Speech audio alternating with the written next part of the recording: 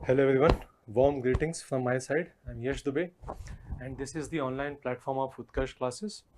और आज के इस पर्टिकुलर वीडियो लेक्चर में हम एक बहुत ही रेलेवेंट करंट अफेयर्स के इशू के बारे में बात करने वाले हैं, जो कि भारत में एक पॉलिटिकल डिवाइड दिखाता है बिटवीन नॉर्थ एंड साउथ, या आप ऐसा भी कह सकते हो बिटवीन सेंटर एंड स्टेट। तो ये एक फेडरल इशू भी आप मान सकते हो, ये कल्चरल इशू भी आप मान सकते हो कि नॉर्थ वर्सेस साउथ के डिवाइड को दिखा रहा है। ये इशू ऐसा है जो कि सेंटर वर्सेस स्टेट के बीच में आने वाले जो प्रॉब्लम्स हैं उसको दिखा रहा है। तो इन पर्टिकुलर चीज़ से आप कल्चर का हिस्सा, मतलब लैंग्वेज से रिलेटेड है ये इशू, तो कल्चर का हिस्सा इसको मान सकते हो। भारत में डाइवर्सिटी को किस तरीके से अकोमोडेट किया गया है, आप उसको मान सकते हो कि इंडियन सोसाइटी का एक हिस्सा है या इसका इस पर्टिकुलर टॉपिक से रिलेटेड है। तो ये एक टॉपिक है जो कि मल्टीपल चीज़ों से जुड़ा हुआ है और टॉपिक का नाम है थ्री लैंग्वेज फॉर्मूला। हुआ दरअसल यूं कि कुछ समय पहले सेंटर ने तमिलनाडु सरकार को केंद्र की जो एक स्कीम है समग्र शिक्षा अभियान, उसके तहत मिलने वाली जो सेंटर की तरफ से जाने वाली राशि है राज्यों को, वो केंद्र ने तमिलनाडु को देने से मना कर दिया, क्योंकि उसका कहना था कि जो तमिलनाडु है वो न्यू एजुकेशन पॉलिसी 2020 के तहत इंट्रोड्यूस किया गया थ्री लैंग्वेज फार्मूला को इम्प्लीमेंट नहीं कर रहा। तो इसके कारण उसने समग्र शिक्षा अभियान के तहत तमिलनाडु को पैसा देने से मना कर दिया।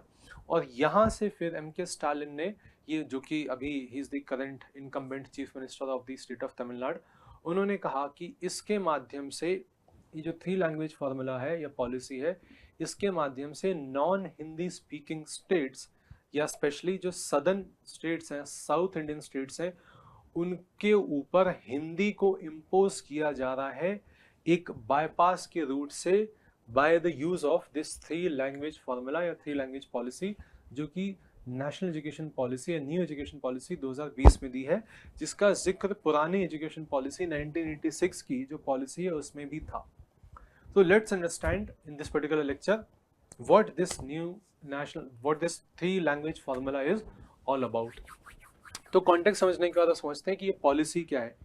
तो पॉलिसी दरअसल 1986 में जो हमारी नेशनल एजुकेशन पॉलिसी आई थी, उसके अंदर बोला गया था कि बच्चों को तीन भाषाएं पढ़ाई जाएं, एक तो हिंदी, इंग्लिश और एक कोई रीजनल लैंग्वेज। ये बोला गया कि हिंदी को जो है वो कंपलसरी किया गया कि जो नॉन हिंदी स्पीकिंग स्टेट्स हैं वहाँ पे हिंदी उनकी regional language, local language, English और हिंदी पढ़ाई जाए, और जो हिंदी स्पीकिंग स्टेट्स हैं वहाँ पे हिंदी, इंग्लिश और कोई एक रीजनल लैंग्वेज जो कि प्रेफरेबली साउथ इंडियन स्टेट की हो या कोई southern language, southern Indian state की कोई लैंग्वेज हो, उसको पढ़ाया जाए। तो ये थ्री लैंग्वेज पॉलिसी बनाई गई 1986 की नेशनल एजुकेशन पॉलिसी के अंदर। हिंदी को उसमें कंपलसरी रखा गया, माइंड यू, कि हिंदी जो है वो नॉन हिंदी स्पीकिंग स्टेट्स के लिए कंपलसरी रहेगी, क्योंकि हिंदी को एक लिंक लैंग्वेज की तरह डेवलप किया जा सके। प्रॉब्लम क्योंकि हमारे पास ये है कि भारत की कोई भी नेशनल लैंग्वेज नहीं है, और हम एक इतने डाइवर्स नेशन है कि हमको भारत को के अलग अलग डाइवर्स हिस्सों को जोड़ने के लिए हमको एक लिंक लैंग्वेज चाहिए। और अनफॉर्चुनेटली वो लिंक लैंग्वेज आज के समय में एक फॉरेन लैंग्वेज जो कि इंग्लिश है वो बन गई है। उसके पीछे के अपने अलग कारण है, वो उसके ऊपर हम नहीं जा रहे अभी। तो इसका भारत का संविधान स्वयं जो सेंटर है उसको डायरेक्शन देता है कि आप हिंदी के प्रचार प्रसार के लिए काम करोगे, ताकि हम हिंदी को एज अ लिंक लैंग्वेज इस्तेमाल कर सकें, not as a national language but as a link language, क्योंकि we should have a link language that should integrate the different diversities in India. And what better language than Hindi, which is a domestic language, जो हमारी खुद की ही एक भाषा है ना। तो केंद्र जो है उसको ऐसे डायरेक्शन सेंटर कॉन्स्टिट्यूशन खुद देता है। तो जो पुरानी एजुकेशन पॉलिसी 1986 की है वो बोलती है थ्री लैंग्वेजेस पढ़ाई जानी चाहिए, हिंदी स्पीकिंग स्टेट्स में हिंदी, इंग्लिश और कोई सदर्न लैंग्वेज, सदर्न इंडिया की लैंग्वेज, और जो नॉन हिंदी स्पीकिंग स्टेट्स है वहाँ पे लोकल लैंग्वेज, हिंदी कंपलसरी और इंग्लिश।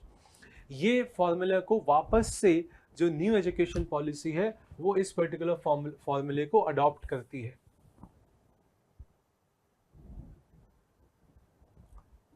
जो न्यू एजुकेशन पॉलिसी है, this is an new national education policy 1986 है ना, 86 है वो, मैंने उल्टा लिख दिया 68।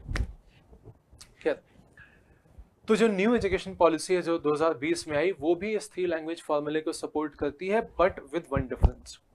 डिफरेंस है कि वहाँ पुरानी पॉलिसी में हिंदी को कंपलसरी रखा गया था, लेकिन जो न्यू एजुकेशन पॉलिसी है वहाँ पे हिंदी को कंपलसरी नहीं रखा गया। फॉर्मूला ये बनाया गया है कि 3 जो लैंग्वेजेस पढ़ाई जाएंगी उसमें से मिनिमम 2 लैंग्वेजेस जो है वो भारत की होनी चाहिए या लोकल लैंग्वेजेस होनी चाहिए। 2 out of 3 languages should be local in nature, local language होनी चाहिए, ये बोला गया है।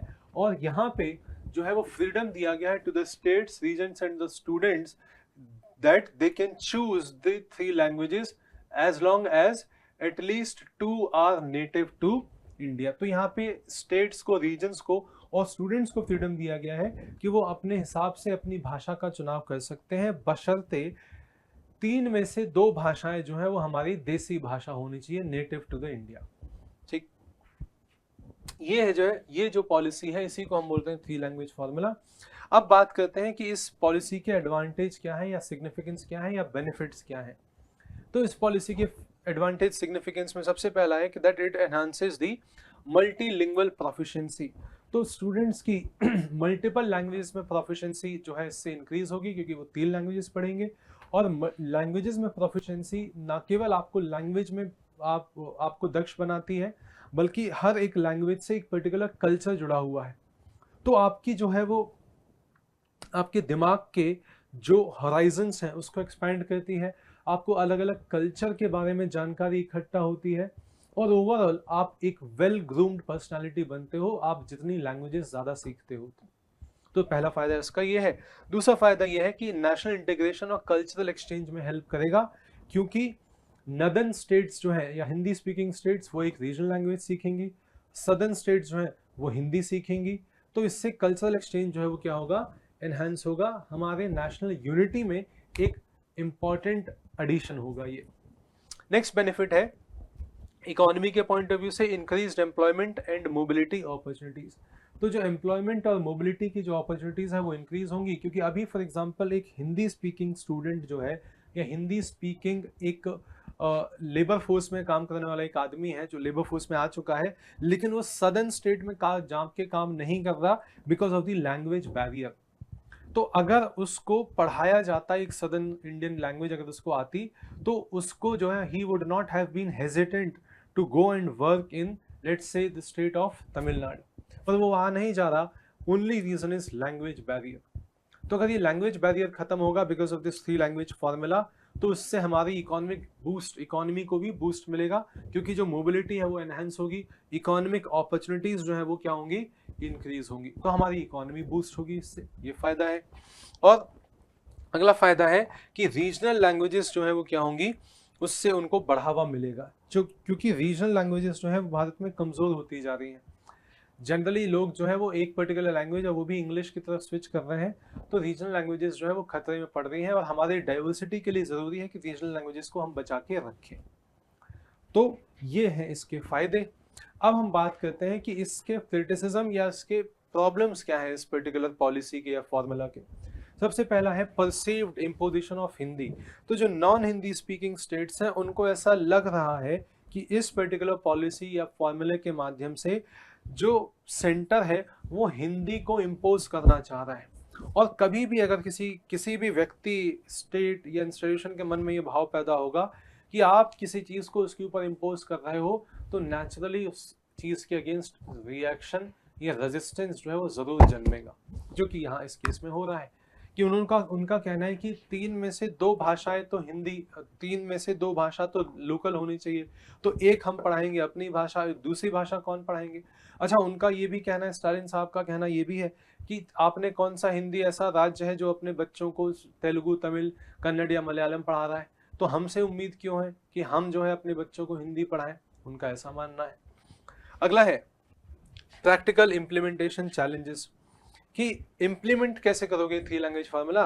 स्टूडेंट्स, आपको सरकारी भारत में, और आप अपने राज्य को देखो, आपको पता है कि सरकारी स्कूलों की स्थिति कैसी है, जहाँ पे सरकारी क्या इवन प्राइवेट स्कूलों की स्थिति कैसी है कि माध्यम तो अंग्रेजी है लेकिन अंग्रेजी में समझ में नहीं आता स्टूडेंट्स को। तो आप अपने एजुकेशन सिस्टम की जो यथास्थिति है उसको समझो और देखो, और उसके हिसाब से आप बताओ कि क्या ऐसे क्वालिफाइड टीचर्स आपको मिलेंगे जो आपको तीसरी लैंग्वेज भी पढ़ा सकेंगे, तेलुगु, तमिल। तो ये प्रैक्टिकल इम्प्लीमेंटेशन में चैलेंज होगा। अच्छा, एक चीज़ और बता दूं आपको कि ये जो 3 लैंग्वेज पॉलिसी 1986 की नेशनल एजुकेशन पॉलिसी में आ चुकी थी, लेकिन वो इम्प्लीमेंट नहीं हो रही थी, है ना। तमिलनाडु जैसे राज्य जो है वो 2 लैंग्वेज पॉलिसी को ही अपना रहे थे। तमिलनाडु जैसे राज्य 2 लैंग्वेज पॉलिसी, मतलब एक अपनी अपनी देसी भाषा, मतलब वहाँ पे तमिल, और एक इंग्लिश पढ़ा रहे हैं स्टूडेंट्स को। तो वैसे भी यहाँ पे भी अभी वही होगा कि ये पॉलिसी आ तो गई है, लेकिन पॉलिसी इंप्लीमेंट नहीं होगी, क्योंकि पॉलिसी तो एक गाइडलाइन की तरह है, आपको फॉलो करना है तो ठीक है, वरना नहीं। मतलब लीगल बैकिंग नहीं है ना, लॉ नहीं है, it is just a policy. तो इम्प्लीमेंटेशन का चैलेंज है, प्रॉब्लम।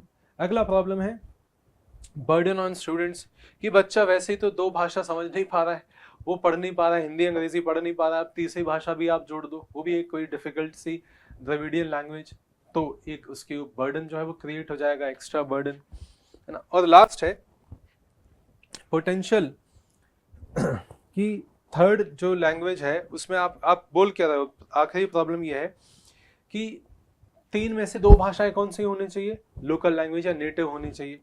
तो लोगों का कहना है कि नेटिव के चक्कर में वो भाषाएं जो कि दरअसल हमको इकोनॉमिक, हमारे एम्पावरमेंट में हेल्प करेंगी, जो फॉरेन लैंग्वेजेस हैं, जिनसे मुझे ज़्यादा बेहतर इकोनॉमिक अपॉर्चुनिटीज़ मिल सकती हैं अगर मुझे उन भाषाओं का ज्ञान होगा, बजाय उसके कि मैं अपनी लोकल भाषा को सीखूंगा, किसी एक रीजनल लैंग्वेज को सीखूंगा। उससे फ़ायदा क्या होगा मुझे? आप अगर टेंजिबल टर्म्स में देखो तो मुझे फ़ायदा स्पेनिश या मैंडरिन सीख के है, क्योंकि मेरे लिए उन देशों में जाके काम करने के मौके भी खुल जाएंगे जिन देशों में इन भाषाओं का इस्तेमाल होता है। तो ऐसा बोला जा रहा है क्रिटिसिज्म में कि ये जो पॉलिसी है ये फॉरेन लैंग्वेजेस को निगलेक्ट करती है, और आर्थिक विकास तो इन फॉरेन लैंग्वेजेस को सीख कर ही है। प्रैक्टिकली तो यही यथास्थिति अभी बनी हुई है। तो ये इसके कुछ क्रिटिसिज्म है। अब then what is the way forward, कि भाई आगे का रास्ता कहाँ से निकलता हुआ जाता है? तो आगे का रास्ता, it is a dispute between centre and state. So obviously this dispute, such disputes can be solved only by way of constructive dialogues. तो सबसे इफेक्टिव तरीका है, जब भी कंफ्यूजन हो, क्लैरिटी ना हो, या 2 लोगों के बीच में मतभेद हो, तो कंस्ट्रक्टिव डायलॉग से ही उस मतभेद को सॉल्व किया जा सकता है। वो सबसे इफेक्टिव तरीका है। और वहीं उसी के कॉन्टेक्स्ट में बोल रहे हैं कि practical compromise between centre and state, यहाँ पे सेंटर और स्टेट जो है वो आपस में क्या कर ले, एक कॉम्प्रोमाइज जो है उनके बीच में कर लिया जाए, ताकि ये इंश्योर किया जा सके कि सेंटर, ऐसा ना लगे कि सेंटर हिंदी को इम्पोज कर रहा है, और सदर्न स्टेट्स को ऐसा ना लगे कि केवल हमको ही हिंदी पढ़ाने को बोल रहे हैं, बाकी स्टेट्स जैसे नॉन हिंदी, जो हिंदी स्पीकिंग स्टेट्स हैं, वो हमारी भाषाओं को नहीं पढ़ा रहे। तो सारे स्टेक होल्डर्स, मतलब all the states and centre should come to a particular table and they should discuss all their differences and they should arrive at a mutually beneficial compromising नहीं, at a mutually beneficial situation of compromise। ऐसे एक situation पे इनको आ जाना चाहिए। So this is the final way forward, and with this we complete this 3 language policy. Now I have some information for you students. As far as Utkarsh classes is giving you a holy discount, mega discount offer, and as of now there are multiple batches in which you can avail this particular discount.